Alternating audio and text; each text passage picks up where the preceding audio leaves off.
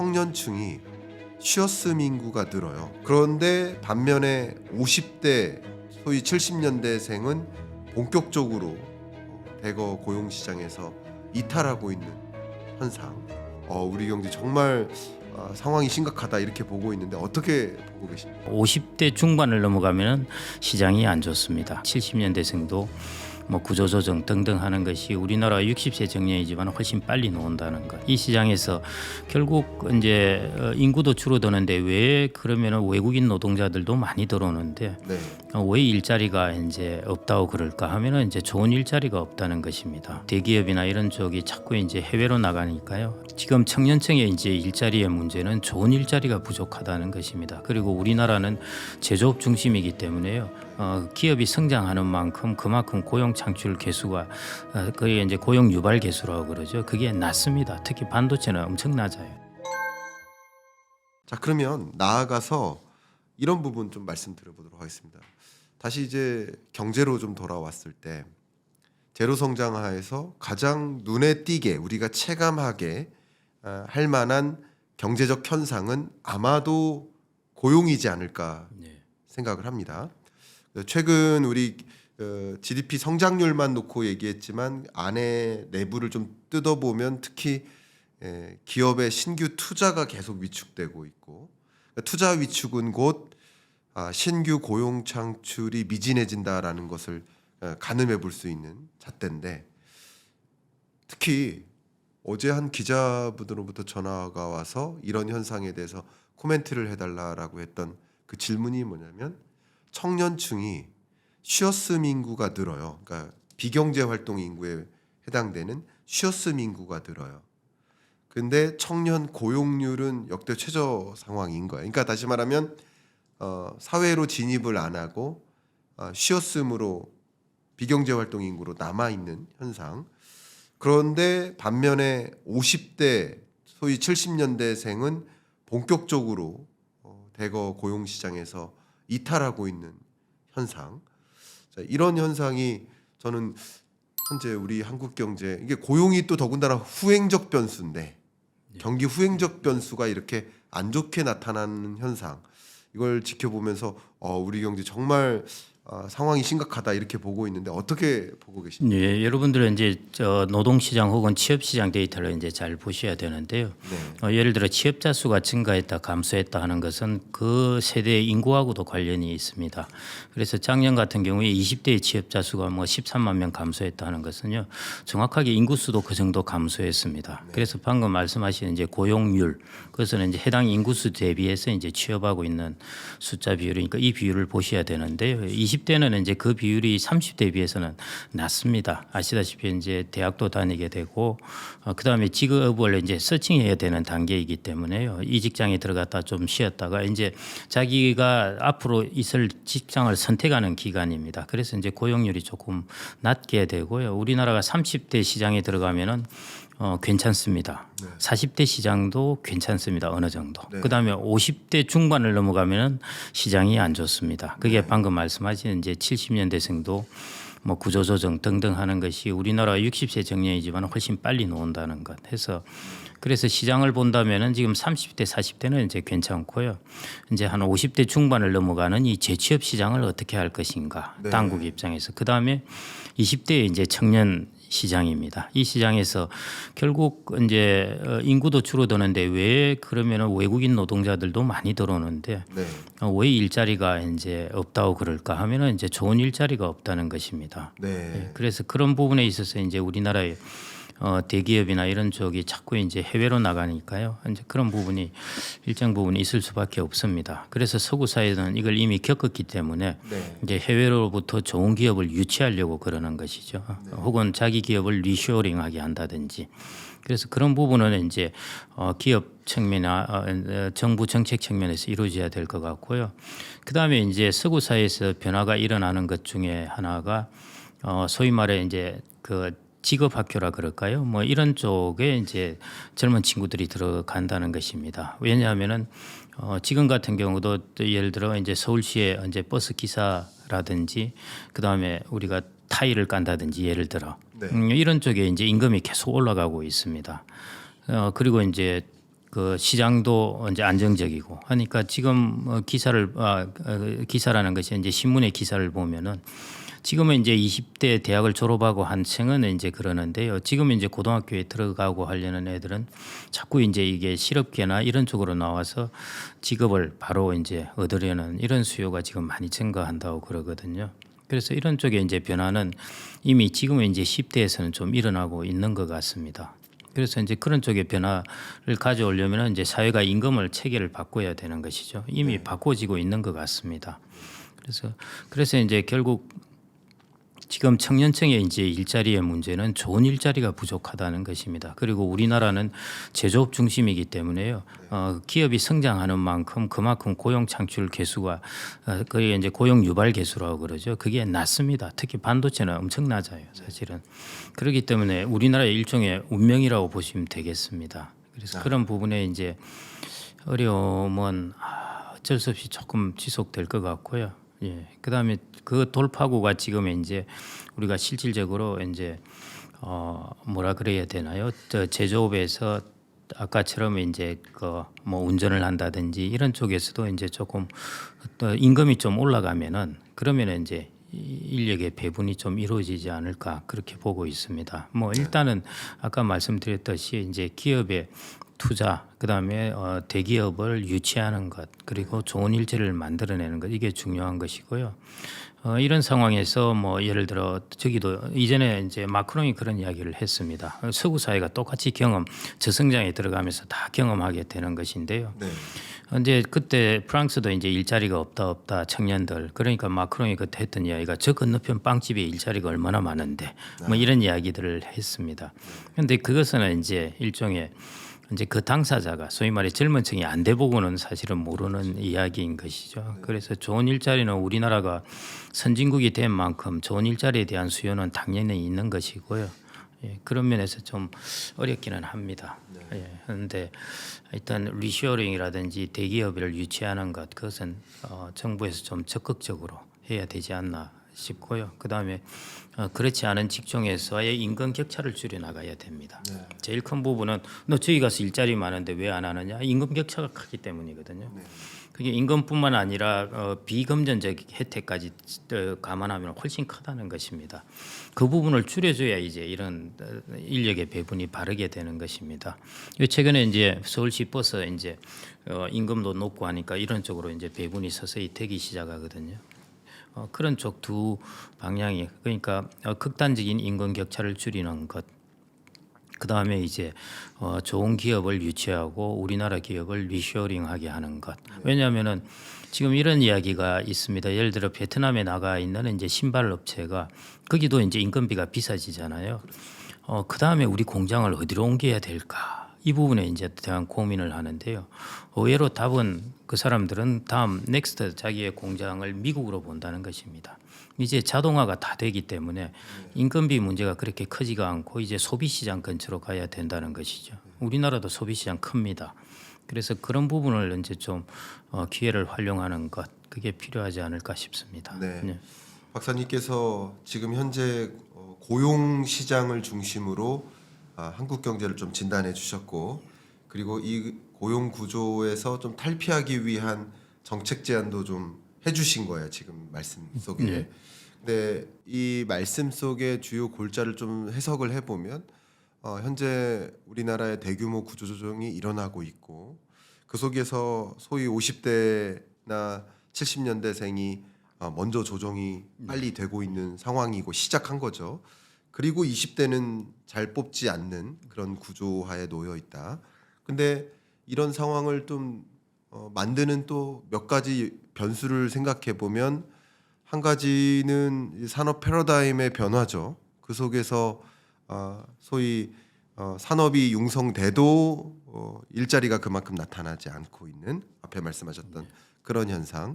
두 번째는 미국발 이런 무역 전쟁 속에서 많은 기업들이 대응하기를 미국의 공장 짓자 하는 대응들을 해 나가고 있죠.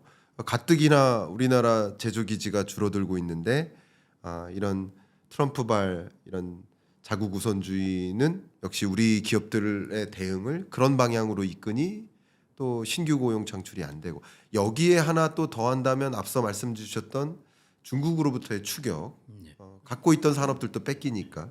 그러니까 그러면 지금 이런 조정은 막기 위한 대책을 마련하는 것도 필요하지만 현재로서는 이런 구조는 피하기가 좀 어렵다라고 가정하고 그렇게 대응책 개인으로서의 대응은 생각해야 되는 게 아닌가 하는 의견을 갖고 계실 것 같은데요. 어떻게 보십니까? 예. 현재 그래서 고용 시장을 아까 제가 30대 40대까지는 이제 괜찮다고 말씀을 드렸는데요. 네. 그래서 50대 이제 일찍 조기 퇴직하는 사람들을 위한 재취업 시장을 이제 네. 이게 정부의 역할도 필요합니다. 이것은 어디에서 가이드하는 사람들이 없고 다 각계로 이제 알아서 각계격파하는 수준이라서요. 그래서 네. 정부가 이 재취업 시장을 좀 체계화하는 것 네. 이런 것들이 이제 좀 필요한 부분이고요. 그다음에 이제 젊은층 같은 경우는 일본이 90년대에 경험했던 것이 이제 일본도 마찬가지 저성장에 들어가면서 고용을 줄이게 되니까 이제 프리 아르바이트 뭐 프리트라든지 이런 사람들이 생겨나게 됐는데요. 그때 20대들이 지금 40대 50대에도 여전히 프리트를 하고 있습니다. 그 말은 뭐냐면은 이제 젊은 층이 지금 당장은 이제 고용 시장에서 크게 필요치 않다 그러더라도 그렇다고 해서 그 사람들을 내버려 두게 되면은 이 사람들이 소위 말해 인적 자본을 개발할 기회를 놓칩니다. 그런데 지금 일본 같은 경우는 이제 구인난이거든요. 사실은 사람이 부족하잖아요. 젊은 인구가 우리나라도 곧 그렇게 됩니다. 그렇게 될 텐데 그때 이제 인력을 쓰려 하는데 지금 주된 직장에서 처음 직장에 들어가는 데서 배제된 사람들은 계속 그 직장을 돌 수밖에 없습니다. 그러니까 프리트나 이런 쪽을 하면서요. 그래서 저는 조금 대기업 입장에서도 사실은 인재를 좀 훈련을 시키고 키워놔야 그게 전체 인재 시장이 되어야 나중에 자기들한테도 좋습니다. 근데 지금 이제 당장 우리가 필요치 않다고 이 인력들을 내버려 두게 되면은 나중에 인력들은 이제 자기들이 필요로 하는 인력이 안 됩니다. 그래서 그런 면에서도 대기업들이 조금 젊은 층을 뽑는 데 있어서 뽑아서 트레이닝도 시키고 이전에는 공채로 뽑았지 않습니까? 네네. 공채로 뽑아서 트레이닝을 시키는 것입니다. 기업에 비용을 들여 가지고요. 그래서 그런 시스템이 요즘 많이 없어졌거든요. 그래서 경력을 뽑다 보니까 무슨 중소기업은 어디 무슨 그 트레이닝 시키는 것도 아니고 젊은이들이 여기 가서 일하다가 이제 경력 가지고 대기업에 들어간다. 일종의 대기업 입장에서는 이제 트레이닝 시키는 비용을 절약하는 것이죠. 그래서 이런 부분들이 이제 조금 이게 상생의 모습입니다. 네, 그런 쪽으로 좀 바꿔 가야 되지 않을까 싶고요. 다행스럽게도 최근에 이제 대기업들이 공채를 늘려가겠다 이런 이야기를 하는데요. 저는 그런 부분은 우리나라의 미래를 위한 인적 투자라고 봅니다. 그래서 그런 쪽의 변화라도 좀 필요하다고 봅니다. 특히 20대 시장에 있어서는요. 인턴이나 이런 쪽을 해서 대기업들이 그 친구들을 젊은 친구들을 트레이닝을 시켜줘야 됩니다. 처음부터 배제돼 버리면요, 우리나라처럼 연공서열에서는 30대 넘어가면은 어디 쉽지가 않습니다. 그래서 그런 부분에 좀 그 휴먼 캐피탈의 정책 이런 부분도 좀 필요하지 않을까 싶습니다. 네. 전적으로 공감하고요. 박사님 말씀 주셨던 것처럼 일단 50대가 대규모 50대 취업자가 노동시장에서 이탈하고 있는데 재취업할 만한 체계가 안 되어 있으니까 어쩔 수 없이 비자발적 창업을 하는 거죠. 맞습니다. 100만 폐업이 전개되고 있고 경기가 안 좋은데 이미 자영업자들의 경기가 안 좋은데 추가적인 창업자가 생기면 폐업을 약속한 듯한 창업이 되잖아요. 예. 이게 참 악순환이기 때문에 어떻게든 50대 이상의 이 구조조정 대상들이 재취업 시스템으로 뭔가 선순환을 할 수 있도록 하는 체계를 구상해야 되겠다. 이 부분 맞는 말씀이시고 전적으로 공감합니다. 그리고 20대를 지금 안 뽑는 구조가 개선이 돼야 되겠다는 생각을 저도 굉장히 강하게 하는데 일본의 프리터족을 사례로 드셨지만 또 우리나라로 치면 또 캥거루족 약간 비슷한 개념이에요. 예. 그러니까 근데 이게 중요한 게 20대가 아닐 때 사회 진입을 하는 거예요. 그렇습니다. 예. 20대일 때는 사회 진입을 안 해요. 예. 30대가 돼서야 사회 진입을 하거나 근데 이게 결국 결혼 정년기가 늦어지고 평균 결혼 연령이 늦어지고 결과적으로는 사회 진입도 지연되고 또 말씀하신 대로 트레이닝 될 기회가 줄어들고 또 저출산을 야기하고, 그러니까 이런 것들이 계속 악순환인데, 그러면 지금 대기업에서는 계속 경력직만 채용하고 있는데 결국 트레이닝하는 그 비용 부담을 중소기업에게 전가시키고 있는 구조가 아닌가 생각을 해봤을 때, 대기업들이 사회적 역할로서 이 청년층을 인턴으로서라도 채용하고, 그리고 뭐 그 인턴 제도를 활용해서 역시 그 인턴의 경력직화 하는 것을 대기업에서 좀 생각해주는 이런 구조적인 변화를 좀 강구해야 되는 시점이 아닌가. 정말 우리 한국 경제 이 고용 시장을 봤을 때도 기로에 놓여져 있는 게 아닌가라는, 저도 이제 소감 말씀을 좀 드려봅니다. 예, 그리고 최근에 이제 하여튼 공채를 좀 늘리겠다고 대기업들에서 네. 이야기를 한 바가 있습니다. 그래서 저는 뭐 그 부분은 적극적으로 찬성을 하고요. 우리나라가 90년대 IT가 이제 많이 발전했는데요. 그때 사실은 대기업에서 계속 그 인적 자본을 휴먼 캐피탈을 이제 축적했던 사람들이 나와서 만든 것입니다. 이건 이제 그런 역할을 했던 것이죠. 그래서 저는 청년층에도 조금 그런 부분에 코스트가 조금 들기는 하는데, 그게 ESG가 뭡니까? ESG가 저는 이런 거라고 봅니다. 뭐 환경이고 뭐고 지배구조고 간에 가장 중요한 ESG라는 것은 고용의 문제고 휴먼 캐피탈을 사회적으로 잘 유지하게 해주는 것. 그게 저는 제일 중요한 ESG가 아닌가 그렇게 보고 있습니다. 네, 말씀 감사합니다. 특히 박사님께서 뭐 최근에 책을 통해서도 뭐 강조를 많이 해주셨고, 해당 책은 이렇게 사파로 올려드리겠습니다만, 뭐 계속 강조하고 계신 것들이 지금의 어떤 낡은 것과의 작별, 그러니까 새로운 것과의 만남이 필요한 의견을 좀 주고 계신데, 특히 최근 들어서 인구 구조 변화와 또 새로운 어떤 기술 혁신의 결합, 한마디로 이제 데모테크 이 부분을 좀 강조해 주시는 것 같은데, 여러분들께 그 부분을 좀 강조해서 설명해 주신다면요. 예, 데모테크란 말을 제가 처음으로 만들었고요. 네. 그래서 데모그래피 플러스 테크놀로지인데 보통 제론테크라고 그러기도 합니다. 혹은 에이지테크라고 하기도 하는데요. 유행될 줄 알았더만 유행이 안 돼서 일단 너무 어려운 말인 것 같습니다. 아닙니다. 네. 예, 그렇긴 여기서 한데, 유행을 한번 시켜보도록 예. 하겠습니다. 네. 제가 그때 이제 했던 이야기가 이제 전 세계가 고령화됩니다. 그래서 그 누구죠? 알란 그린스판, 그 연준 총재가 그런 이야기를 했었죠. 전 세계가 은퇴한다 네. 이야기를 했는데요.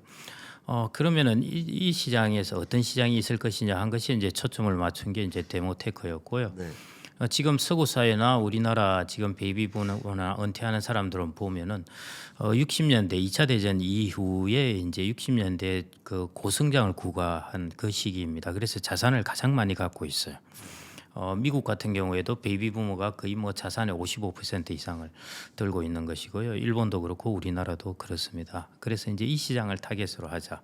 지금 70대, 80대 고령자들의 행동을 보지 말고 앞으로 오게 될, 지금 우리나라로 치자면은 5060들 이 사람들 이제 살펴보자는 것이고요. 세계 시장도 마찬가지입니다. 그래서 그 타겟이 제가 이제 한다면은 제일 이제 대표적인 것이 이제 디지털 헬스케어. 그냥 헬스케어도 크게 보면은 헬스케어가 있고요.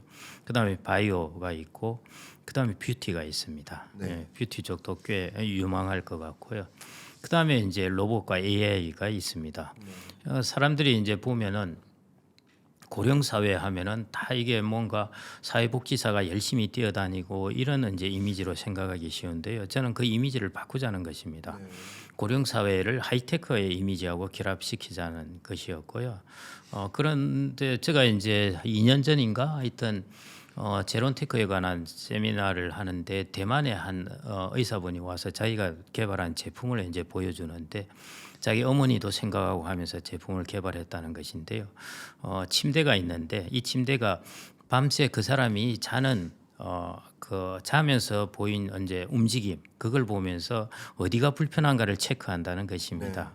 그래서 요즘 같으면은 이제 노인분이 일어나시면은 편히 주무셨어요 이렇게 보통 물어볼 텐데, 이제 그 침대가 있으면은 어제 어디가 불편하셨어요 이렇게 물어볼 수 있다는 것이죠. 그게 이제 하이테크와의 결합입니다. 네.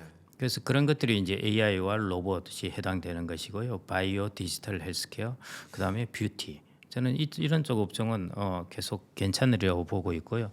제가 이제 한 5년 전에 사실은 이제 AI와 로봇을 이야기할 때요. 이렇게 빨리 성장할 줄 몰랐습니다. 그때 5년 전만 하더라도 로봇의 성장 속도는 그러니까 휴머노이드 로봇이죠. 그 로봇 쪽은 서비스 로봇 이런 것인데요. 더 늦으리라고 보았는데 AI가 급속하게 발전하면서 결국 로봇의 두뇌에 해당되는 것이 AI이니까요. 그 생각보다 훨씬 빨리 이제 발전하는 것 같습니다. 그래서 그런 측면에서 저는 이런 업종이 괜찮지 않을까 장기적으로 그렇게 보고 있습니다. 네. 그러니까 워낙 이런 노동 시장의 균열이 일어나고 제로 성장화되고 있는 지금에 뭔가에 우리가 대응을 해야 되는데 특히 노후 준비라든가 은퇴 이후의 삶 이런 것들을 준비해야 되는데 재테크라는 관점, 자산 관리라는 관점에서 데모테크라고 이제 박사님께서 이름 지으신 이런 부분에 대한 관심을 좀 가지실 필요가 있겠다라고 조언을 주신 것 같습니다. 예, 맞습니다. 좋습니다. 예, 바이오가 생각보다 그렇게 잘 오르지는 못하고 있습니다. 미국 바이오입니다. 네. 그렇긴 한데요. 예, 장기적으로는 전 여전히 좋게 보고 있습니다. 좋습니다.